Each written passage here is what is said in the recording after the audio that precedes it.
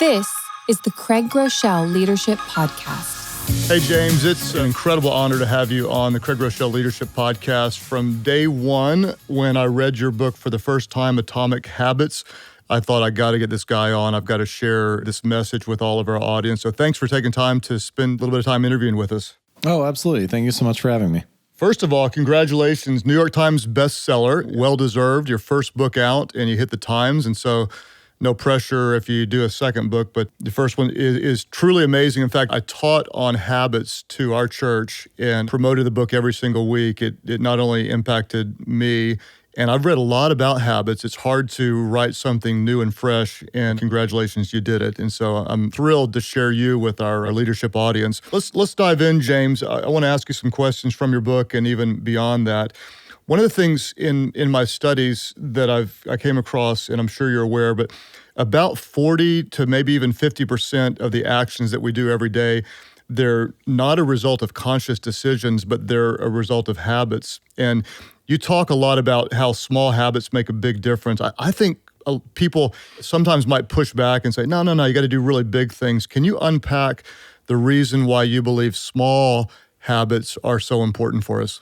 Yeah, sure. So there's a couple different things to think about here. One is more strategic and one is maybe a little more tactical. So I'll cover both. So the strategic reason or the philosophical reason why small habits make a big difference is that they compound over time. They kind of add up and multiply. And this is easy to dismiss because it doesn't really feel like that on any given day, right? Like the difference between getting 1% better or 1% worse or making a slightly positive habit or falling into a slightly negative one, it doesn't really feel like a whole lot on any given day. Like what is the difference between, eating a burger and fries for lunch or eating a salad? On any given day, it's not really a whole lot. Your body looks basically the same in the mirror at the end of the night. Scale hasn't really changed that much. It's easy to dismiss one way or another. But you turn around 5 years or 10 years down the line and you realize, wow, those daily choices really do add up. All of a sudden you're 30 pounds heavier than you thought you would be, or so on. And that's true not just for, diets and weight, but for all kinds of things. Like reading one book doesn't make you a genius, but if you commit to a habit of lifelong learning, well, reading each day can be transformative. And so your habits kind of multiply and surprise us in that way. They set us on a very different trajectory depending on what those daily habits are, even though they don't feel like much on any given day. So that's kind of the philosophical answer, the strategic answer. If you get 1% better each day, you end up in a very surprising place 2 or 5 or 10 years later. But then there's also a more tactical piece to it, which you mentioned, just a moment ago. 40 to 50% of your behaviors on a given day are habitual. So things like tying your shoes or unplugging the toaster after each use or brushing your teeth. And the technical definition for a habit is a behavior that has been repeated more or less enough times to be automatic. So, something that you can do pretty much without thinking, like brushing your teeth. And that's actually what a habit is. That's those 40 to 50% of your daily behaviors, all those things that you are doing on autopilot, like covering your mouth every time you laugh or apologizing each time before you ask a question. Oh, I'm sorry, but, whatever. And we don't think about those things, whether they're habits of thought or habits of action. But they often, even despite how small they often set or determine how we spend the next chunk of time. So take, for example, the habit of pulling your phone out of your pocket. It's a really small habit. You do it, pretty much automatically. It only takes a second or two. But once you've done that habit, well, you might think consciously. You might make a careful decision about what to do next. Do I play a video game or do I open my email? Do I respond to this email from my boss or do I check social media or read an article on the web?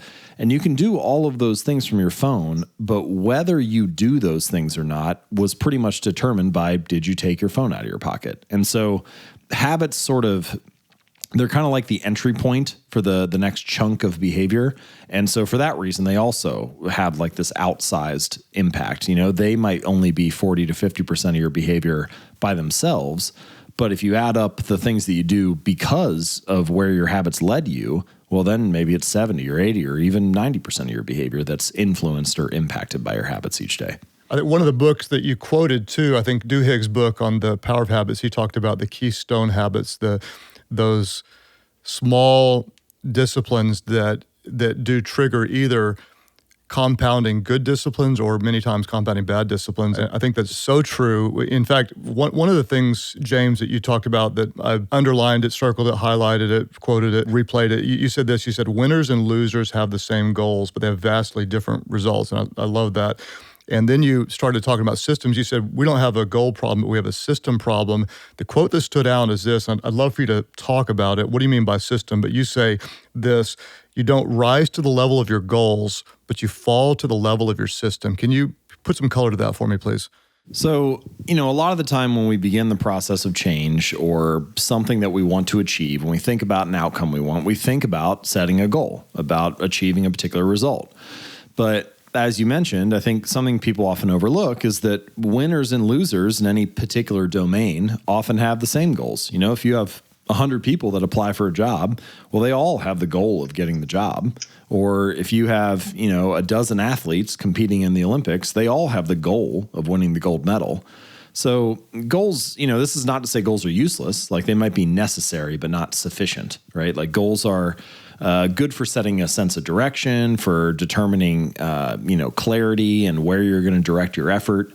But once you've done that, which happens fairly early on in most processes, I think it's more useful to focus on the system rather than the goal. And so what do I mean by that? Well, your system is the collection of habits and processes, the collection of behaviors that prepare you and help you execute on whatever that goal is. And sports offers a good example or metaphor here. If you're an athlete or a sports team, your goal is to win the championship or to have the best score on the scoreboard at the end of the game.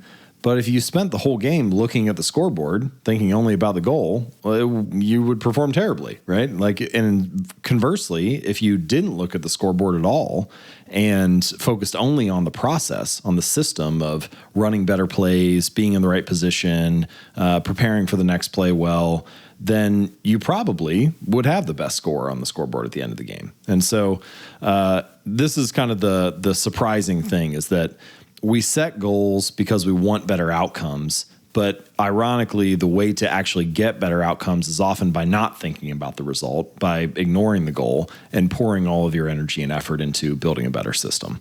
See, I think that's brilliant and really counterintuitive for a lot of people because we do tend to think, especially, we're talking to leaders, business leaders, ministry leaders, people leading their family, and we often think, I need to set some goal out in the future and try to achieve it. And then we often don't focus on what goes into the process to help create the goal. And it sounds like you're saying if we have input goals, if we're doing the right things that lead to the wins, then the wins are going to take care of themselves. And I think as leaders, if we can create those right habits, then success tends to follow. If we're just pursuing success, we may not necessarily know how to get there. And so I want you to unpack a little bit more in that line of thinking, because we all want to change bad habits. We all want to adopt good habits. But you seem to believe that a lot of people are trying to change the wrong thing or they're trying to do it in the wrong way. What is it that we often get wrong? Well, so I just want to say two things here. So first, before I answer this particular question, just follow up a little bit on what you hinted at there. The outcomes that you want, whether it's in business or personal life, are often a lagging measure of the behaviors that preceded them. So, we think about losing weight, or we think about earning more money or hitting a quarterly revenue goal, or we think about, writing a book. But those things are often the lagging measure of the habits, right? Like your weight is a lagging measure of your eating and nutrition habits. Your bank account is a lagging measure of your financial habits. Your manuscript length is a lagging measure of your writing habits, and so on for many different areas of life. And so I think that helps encapsulate a little bit the relationship that I think of between systems and habits and outcomes and goals, is that if you focus on the habits, then the outcomes sort of follow naturally. Now, your second point about focusing on the wrong thing, this I think is a natural consequence of the fact that we often focus on the goal rather than the system. So when most people set out to change something, they build what I would call an outcome-based habit. So they might say something like, all right, I want to lose weight, so my goal is to lose 40 pounds in the next 6 months. And in order to do that, I need to come up with a plan. So then they say, well, I'm going to follow this diet program and I'm going to work out 4 days a week. And usually the conversation stops there and they think, well, once I've followed this plan and lost this weight, then I'll be the person that I want to be. Then I'll have the identity that I want to have. And my argument is that I think it's more fruitful, more productive, often just more useful to invert that process. So rather than focusing on the outcome, let's focus on the identity and let the outcome follow naturally from there. So rather than saying, all right, I want to lose 40 pounds in 6 months, let's ask ourselves the question, well, who is the type of person that could lose 40 pounds? Well, maybe it's the type of person who doesn't miss workouts. And as soon as you have that question or have that line of thinking, it changes the way that you approach it. If you just say, I want to lose 40 pounds as fast as possible, well, then you do all kinds of things. It's like, well, maybe I'll do a radical juice cleanse, or maybe I join a CrossFit gym or do P90X or something like that. And you get injured or you get sick or you burn out. But if you invert it and focus on the identity rather than the outcome, then you say, well, how can I be the type of person who doesn't miss workouts? Well, maybe I just do 5 push-ups a day, right? Or maybe I show up at the gym for 5 minutes. And no, those things aren't going to radically transform your body overnight, but it does reinforce the identity of being the type of person who works out every day. It helps cast a vote for that new identity. And I think that in the beginning, that's the biggest hurdle to cross. It's not getting the scale to move. It's looking at yourself in a new way. It's starting to believe, this is part of my identity. This is who I am. I just write 1 sentence every day, or I'm the type of person who puts on their running shoes after work each day, or I'm the type of person who meditates for 1 minute. Those are not ambitious, amazing habits, but they are reinforcing and casting a vote for being a new type of person, for having that identity. And once you're there, then I think you're in a good position to expand and upgrade and continue the process of change. That was one of the things that you wrote about in the book Atomic Habits that really did stand out to me is how your habits shape your identities. And then over time, it really changes how you see yourself, and the habits tend to become more natural. Like I read about you. Are you a CrossFitter? I'm trying to remember what kind of like crazy high extreme fitness you do. Yeah, I've done a couple different things. I do tend to train at CrossFit gyms now. I was a baseball player for a long time, and then after I got done, I did a couple Olympic weightlifting competitions and powerlifting stuff, and now I just focus on strength training for fun. Yeah, I knew you were a power lifter or strength training or hurt people or something for fun. So in that line, somewhere along the way, you'd done some small things that helped shape your identity, that now you are a person that cares about fitness. You're an athlete, you're whatever. And I think that's one of the things that can be so helpful to people, is doing small things that reinforce their identity. For example, they may say, I'm an undisciplined person. Well, so simply not hitting the snooze button in the morning when the alarm goes off might set them on a track that says, oh, I was disciplined in that one choice. And then making their bed is another small habit that says, okay, therefore I'm disciplined. And I do a quiet time or I journal or whatever in the morning, or I meditate. And 3 or 4 little things before they start their day that are really small compound upon each other and start changing the way they see themselves. And at the end of the day, they could have incredible production and effectiveness because of a few small things that start to change their identity. Yeah, this is a really important point, I think. So I want to elaborate on this a little bit more. So a lot of the time when people talk about changing, they talk about things like phrases like fake it till you make it. But what I'm talking about is a little bit different than that, because fake it till you make it is asking you to believe something about yourself that you don't yet have evidence for, right? Like, oh, just, think of yourself as a fit person, or think of yourself as a meditator, or believe that you can do it. And I don't think that there's anything necessarily wrong with, thinking positively about yourself. It's not like it's going to hurt anything. But we have a word for beliefs that don't have evidence. We call it delusion, right? Like at some point, your brain doesn't like this conflict. I keep saying I'm a healthy person, but I'm not actually working out, and it doesn't stick.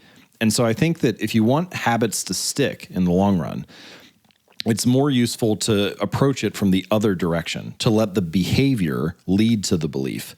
And this is sort of what you're referencing here. Like you use small habits as a way to prove to yourself that you are that kind of person, right? Like in a sense, your habits are kind of how you embody a particular identity. Like every time that you go to church, you embody the identity of someone who is religious. Every time that you make your bed, you embody the identity of someone who's clean and organized. Each time that you sit down and write one sentence, you embody the identity of someone who is a writer. And eventually, if you cast enough small votes for that person, if you reinforce that identity in small ways, then you start to actually think that about yourself, because you can look back on this body of evidence that you have and say, yeah, that's who I am.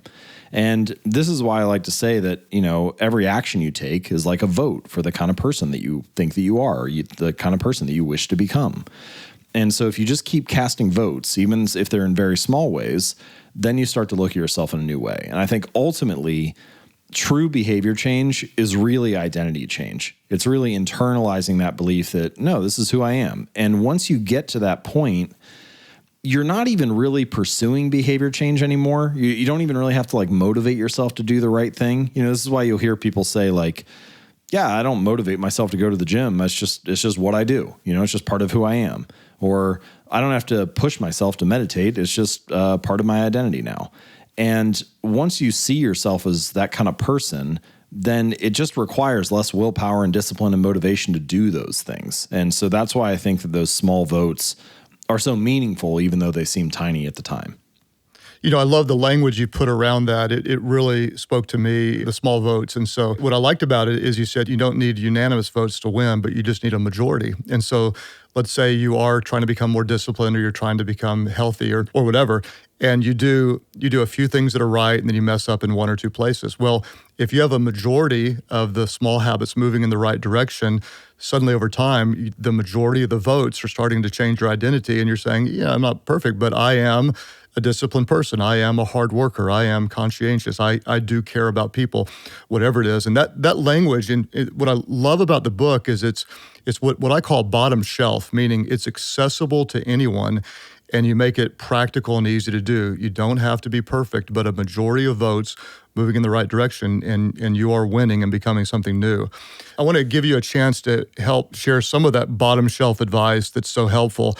You talk about sometimes success is less about making good habits easy, and sometimes it's also about making bad habits hard. Let's start with good habits. How do you create them? And then let's dive into bad habits. How do you actually break them? Yeah, sure. So if we're going to focus on good habits, I think there are a couple strategies that you can keep in mind that sort of help make this process easier. So in the book, I lay out what I call the 4 laws of behavior change. And so for building a good habit, it's make it obvious, make it attractive, make it easy, and make it satisfying. And those 4 are just kind of shorthand for a lot of the strategic and tactical examples that I give in the book for how to do those things. So I'm just going to focus on 1 or 2 right now. Obviously, there are a lot more in the book. But if I have to recommend people to start in one place, I would say start with make it easy. Start with making it as easy as possible. And I like to recommend the 2-minute rule. So the 2-minute rule basically says take whatever habit you're trying to build and scale it down to something that takes 2 minutes or less to do. So, read 30 books a year becomes read 1 page, or write your book finally becomes write 1 sentence, or, do yoga 4 days a week becomes take out my yoga mat. And sometimes people kind of resist these things, because they're like, well, what I actually want to do is run 3 miles. I don't want to just put on my running shoes, right? Which is what would take 2 minutes. And I get what they're saying, right? They think oh, it sounds kind of like a mental trick. And if you feel that way, then my encouragement would be to force yourself to limit yourself to just the first 2 minutes. So I had a reader who he ended up losing over 100 pounds. And one of the first things they did was he went to the gym, but he wasn't allowed to stay for longer than 5 minutes. So he got in the car, drove to the gym, got out, did half an exercise, got back in the car and drove home. And it sounds silly, right? It sounds ridiculous. It's well, clearly that's not going to get you in shape. But what you realize is that he was becoming the type of person that went to the gym 4 days a week, right? He was mastering the art of showing up. And I think this is why making your habits easy and simple and small is such a crucial insight, which is that a habit must be established before it can be improved, right? You have to make it like the standard in your life, make it your new normal before you worry about optimizing or expanding or updating from there. And so often we just, because of ambition or because we get motivated or because we're excited about making a change, we just tend to go all or nothing. It's like, well, let me try to find the best workout program or the perfect business idea or the ideal diet to follow. And we think if we can't do it perfectly, then we might as well not do it at all. And so I feel like the 2-minute rule kind of helps counteract that tendency and get you into the pattern of showing up, even if it's in a small way, even if it's only for 2 minutes. But you got to be that kind of person who shows up for 2 minutes before you have the chance to be the person who does it in a bigger or more ambitious way. I think that's brilliant. You got to be able to do 2 push-ups before you can do 20. And if you do 2 every day, you might wake up and do 3, and one day you're doing 20 or 40 or 50.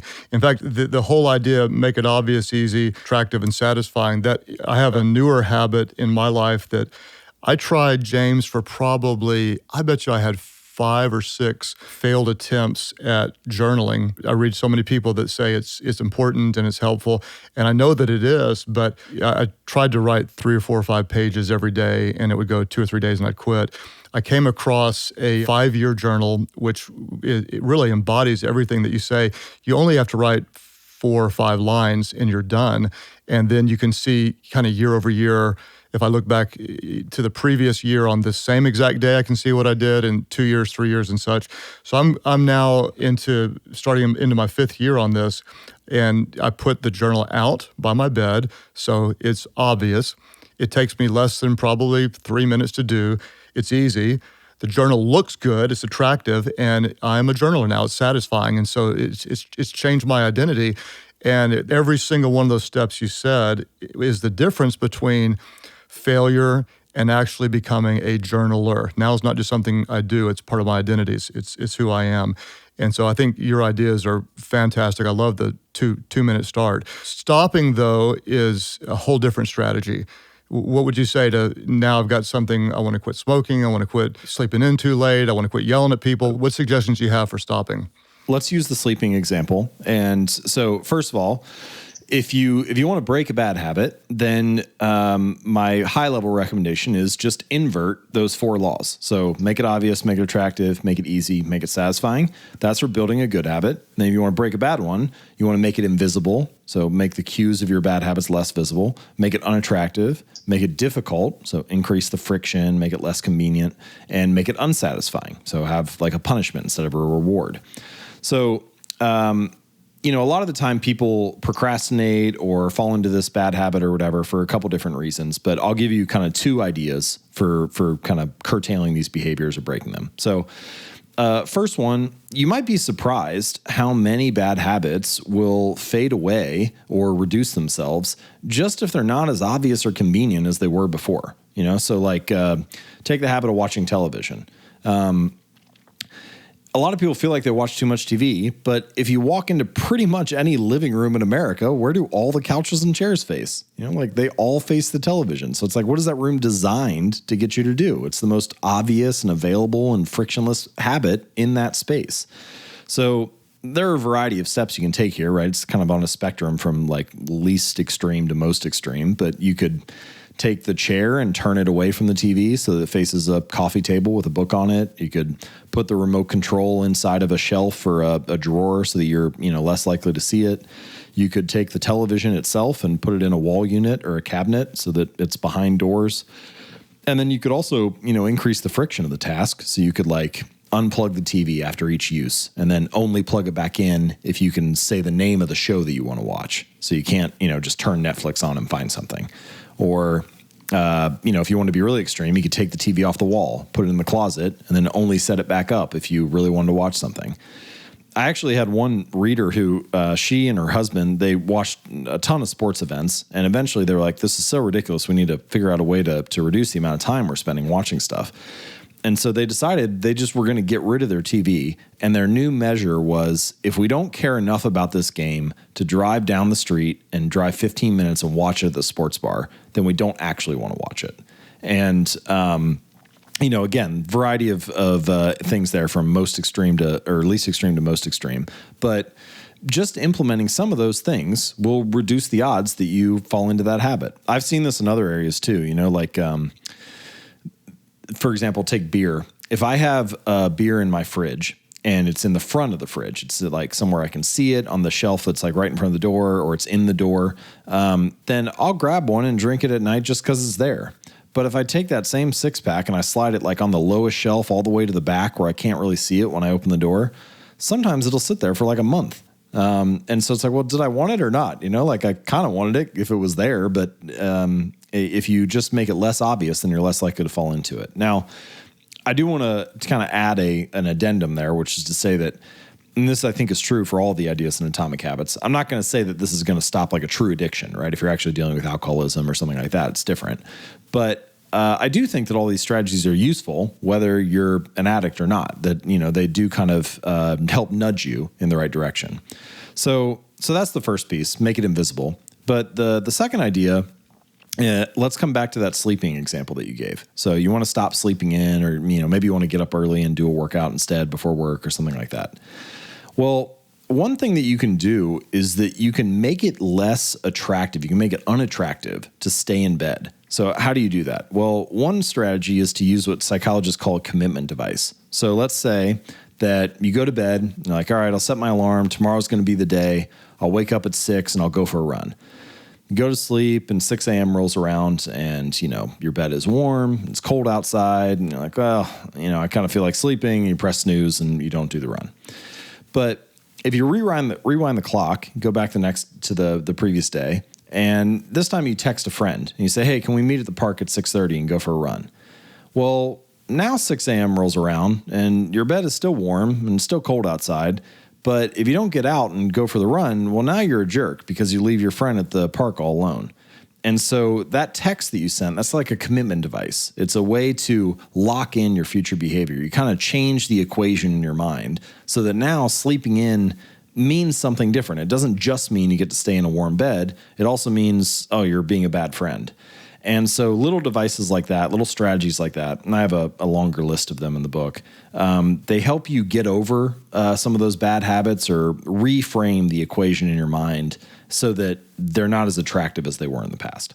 Yeah, so you can make something more difficult if you continue to hit the snooze button, take your phone or your alarm clock, put it in the other room, and it goes off. It makes you get out of bed. I think that your suggestions are so good. I was thinking about if you go back and look at pictures of me 8 years ago, you'll probably notice a difference because my diet was really, really different. And I had the hardest time just saying no to pretty much any kind of junk food. And mostly my wife, she just changed what I had access to, meaning I don't go to the grocery store often, and so the food she'd order and such, it's healthy everywhere. I started ordering food delivered to my office every day, and so I don't have access to something that's not as healthy. And because of that, it changed what I crave. Now I don't desire the other stuff, and it's simply by making it invisible. I don't see it. Making it unattractive. Now I don't really want it. It tastes as good, making it difficult. And after you do that for a while, you start to see your body change and it changes your identity. Like, hey, this really feels a lot better. You alluded, James, too, to your friend. I think that kind of introduces a big idea. If you tell your friend you're going to join them to run, that's accountability. How important would you say accountability is in the success of good and bad habits? Yeah, that's a great question. So this is something, I wrote about the influence of the social environment on your habits in the book. I think it's chapter 9 or chapter 10. And your family and friends play a really crucial role in what habits you find attractive and what things you feel motivated to do. There are a lot of examples of this, if you move into a new neighborhood and you walk outside on Tuesday night and you see all of your neighbors have their recycling out, then you think, oh, I guess recycling is something that people do in this neighborhood. Like people like us need to sign up for that. So then you get in the habit of doing that every week. Or, all your family members are going to church on Sunday. So then you're like, well, we need to go too. And even if you don't consciously think those things, you start to internalize that, right? We kind of get nudged along or pulled along by the people that surround us or what our family and friends are doing. And this can be a powerful way to build, pretty much any kind of habit. But I think that I undersold the importance of how socially reinforced our behavior is. I mean, man, there are so many things, like why do you stop at red lights and stop signs? You do it because that's the expectation, right? That's what everybody else in the society does. And there are so many habits that are like that. Things where we fall in line because we know the expectation is to act that way. Why do you wear a dress or a suit and tie to a job interview? There's no reason you have to do that. You could wear a bathing suit if you wanted, but you don't because that's not what the tribe or that group or society at large expects for that situation. And so many choices and behaviors throughout life are shaped that way. So your question was, I think, probably more about accountability specifically, right? Like having a friend expecting that of you. But I bring that up, this larger social phenomenon up, because I think that in many ways might be the more powerful form of accountability. What does the tribe expect? What does your group, whether it's your coworkers or the people that you work out with at the gym or the people that you play chess with or volunteer with on the weekend or whatever the thing is, whatever the group is that you're a part of, what do they expect? And what the group expects is often the most powerful form of accountability. And I think it's worth it to mention why that's the case. Our ancestors grew up in tribes. And if you were abandoned by the tribe, then it was a death sentence. And so we all are wired to have this deep sense of belonging, this deep sense of community, to belong to the people around us. And so nobody wants to be ostracized from the group. Nobody wants to be abandoned by the tribe. And because of that, we care deeply about what others think of us, about what the expectations of the group is, whether that's at work or at home or elsewhere. And we care about it because it helps us if people think better of us, if people think highly of us. And so I don't know that there's any way to get around that. A lot of the time people talk about it like it's a bad thing, like, well, don't let people's opinions of you sway you, or don't worry too much about what others think. And I agree, when taken to an extreme, that's certainly not a healthy thing to do. But the truth is, caring about what those around us think and what they expect is often a really good strategy. That's the reason we stop at red lights and stop signs, or at least one of the reasons. So my point there is that be very careful about the tribes that you join, about the groups that you spend time with. Think carefully about those people that you're surrounded by and what those social norms are for those groups. Because the social norms of the group, the expectations of the tribe, is maybe the most powerful form of accountability when it comes to sticking with habits for the long term. I think you're dead on with that. And I don't know how direct you would be with people, but I think if we're stuck in a lot of bad habits, chances are pretty good the people that we're around are stuck in the same types of habits.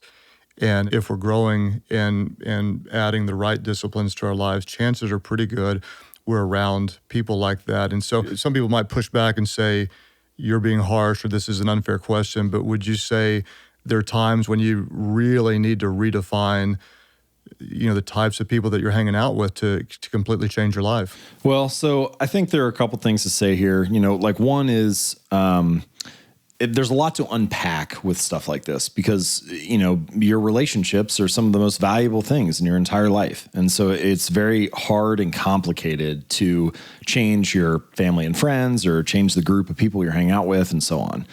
And so I don't usually say things like, oh, you need to fire your friends and find new ones or things like that, because the truth is it's very challenging. And honestly, we all have responsibilities in life too, right? So like in many cases, family members, like, what are you going to do? Abandon your family? It's just not a reasonable thing to ask for most people. So I think instead, a more productive and more practical approach is to say, look, you don't have to get rid of these people. It's not about that. It's not about abandoning the group.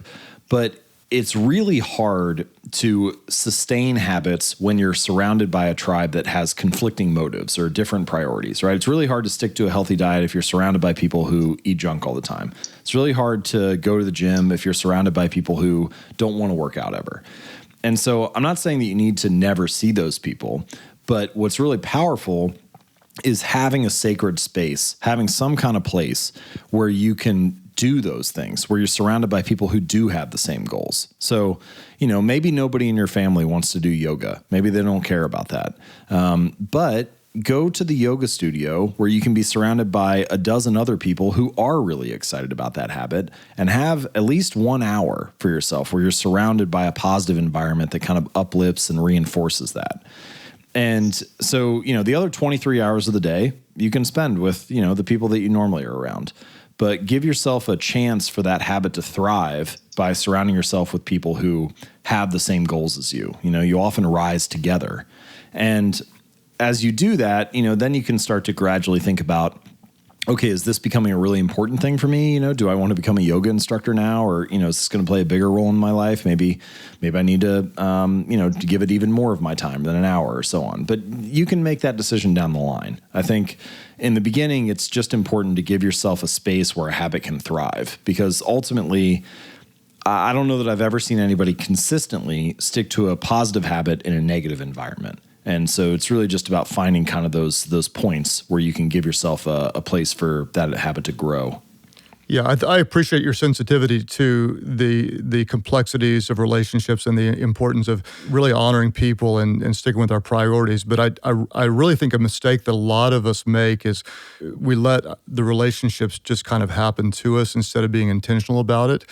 And if we're in a really bad environment, it doesn't mean we necessarily divorce our friends, but we might need to redefine just how much access we give them to us or that let them have in our lives, and really do seek out, I think, the intentional relationships that can help us eliminate the things that are dangerous and hurtful and bring in the things that are helpful. One of the things you talked about, James, that I thought was really interesting, you talked about the mismatch between immediate and delayed rewards. Good habits, you start doing something, you start jogging, you start praying, you start reading, you start journaling, you start writing thank you notes to people, and you don't see an immediate result. But then you do something like eat the whole piece of cake and you get your dopamine rush, or you play video games and you get your dopamine rush, and the bad things seem to be more fun at first, and the good disciplines and habits seem to take a frustrating amount of time before you start seeing results. Can you kind of add some context to how you approach that and what it means to us? Yeah, it's a good question. It's a complicated thing. There's sort of this like valley of death often when it comes to building a new habit. Like say you go to the gym, like what is the reward for working out for like 3 weeks? It's not really a whole lot, honestly. Like you've been staying consistent, working hard, but your body looks basically the same. Like there's not really much outcome. If anything, your muscles are probably sore and you still don't have the results that you were looking for. And that kind of thing is true for many habits. Like what is the reward of working on your book for an hour every day and doing that for 3 months? Like the book probably still isn't done. And so this is the case for many good habits, which is that the immediate outcome is often kind of unfavorable. And it's only the ultimate outcome that is more enjoyable or satisfying. With bad habits, as you mentioned, it's often the reverse. So, like the immediate outcome of eating a donut is kind of great. It's sugary, it's tasty, it's enjoyable. It's only the ultimate outcome if you keep doing that each day and you turn around a year later and, now you've gained weight and so on. So the way that I would phrase this is that the cost of your bad habits is in the future. The cost of your good habits is in the present. And so what you're looking for are ways to change that equation, ways to make your good habits more enjoyable while you're waiting for those long-term rewards to accumulate. And there are a couple different ways you can do this. Like one thing you can do is one of the most enjoyable or satisfying feelings is the feeling of making progress, the feeling that, hey, I'm moving forward, I'm getting better, this is worth it. And habit tracking is one way to sort of reinforce that. So the simplest version of a habit tracker is you just put an X on the calendar each day. And like my dad, for example, he likes to go swimming. So each day that he goes to the pool and does his swimming, he comes back and he puts a little X on this little like pocket calendar he has. And then at the end of the month, pulls the calendar out and looks at it and tallies up how many times he went swimming and then compares that to the previous month. And it doesn't have anything to do with the workout itself, but on the bad days, on the days when he feels like, I don't really feel like going in, or I feel like that wasn't a very good workout or whatever, he can look back on that calendar and be like, yeah, you know what? Like, I didn't feel good today, but I still showed up 12 times this month or whatever the number is. So having some kind of visual cue of the progress that you're making, some way to visualize that, whether it's a calendar on the wall or the number of pages that you've read this week or whatever the thing is that you're tracking, that's a good way to add a little bit of satisfaction to the moment so that you feel like it was worth it, even if you're still waiting for those long-term rewards to accrue. Yeah, I'd love to spend a little bit more time on that thought because I think this was helpful to me. If I've got a goal out in the future, it could be weeks, months, or years before I achieve that goal. And it seems like I'm deferring my happiness until a milestone out in the future. How do we stay motivated and how can we be happy long before we achieve that distant goal? Yeah, man, this is a tough question. You know, I've wrestled with this myself for a while. Like, do you have to be dissatisfied to be driven? Do you have to be dissatisfied with your current state to be motivated enough to say, oh, I'm going to keep working on this? And the best solution that I've come up with, I'll give you two ways to answer this. So the first way is just to say, when you do some kind of measurement or tracking like that, when you record each instance of your habit, you are proving to yourself that you have a certain type of identity. And so if you choose an identity that's motivating to you, that's interesting or exciting to you, then that's a way to feel successful in the moment while you're also waiting for those long-term rewards to accumulate. You know, so like each time you sit down and write for 10 minutes, you put a little X on that habit tracker and you feel like I casted a vote for being a writer today. And that feels good because that's who I want to become. And so now you can feel happy and satisfied in the moment, and you ultimately are moving toward that goal of writing the book or whatever it is. The second thing to consider, though, is that you can also utilize what we were just talking about like the social component. You know, like on days when I don't feel good or I feel like I got a bad workout in or whatever, I still enjoy going to the gym because it means I get to see some of my friends. And so this is another one of the really powerful things that social accountability or just a social environment provides, is that if you're hanging out with people that you really like, people who kind of embody the identity that you're looking to build, then it feels good to be with them, even if you haven't accomplished the goal yet. You know, it's just nice to hang out with good people. And so that's another way to really feel satisfied in the moment while you're kind of waiting for that long-term stuff to show up. So the book is called Atomic Habits, Tiny Changes, Remarkable Results. The author, New York Times best-selling author on his first book, is James Clear. And James, one of the things that I really liked is you talked about, instead of just thinking about the do, this is what I want to do, we need to really start with the who. I'd love to, I know you're a pro baseball player. I know you are incredibly disciplined. You're a photographer. You're a blogger. You're an author. I'm curious, as you're bringing new habits into your life, who is the future James becoming?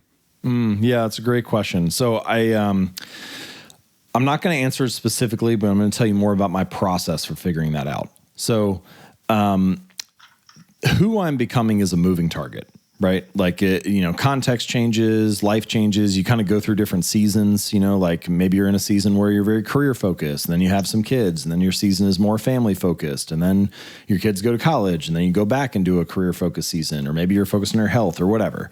And so that question of what identity do I want to build, it's going to shift over time.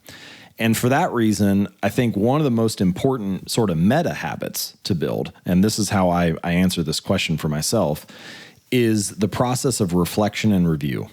So I do this in two different ways. So at the end of each year, I conduct an annual review where I ask myself three questions. What went well this year? What didn't go so well? And then what am I working toward, or what did I learn?